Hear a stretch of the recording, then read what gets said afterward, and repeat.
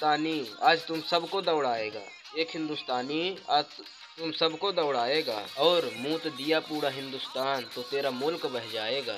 तुम सब चुपके से आके मेरे घर में आग लगाते रहे, तुम सब चुपके से आके मेरे घर में आग लगाते रहे और हम तुम्हारे ही घर की आग बुझाने में रह गए। अखरों भरे दर्द जवाने में रह गए, अखरों भरे दर्द जवाने में रह गए, हम तो इंसानियत के फर्ज निभाने में रह गए। सुन ल सन ऐसन कोनो माई शेर नइखे पैदा कइले, सुन ल सन ऐसन कोनो माई शेर नइखे पैदा कइले जौन ई आशिक दादू के जान ले सके, तोहनी के भैंसन के का औकात।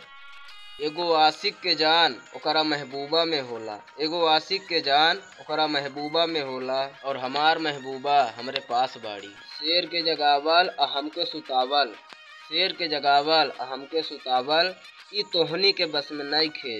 ना पेशी होगा ना गवाह होगा, ना पेशी होगा ना गवाह होगा, जो भी हमसे उलझेगा वह तबाह होगा।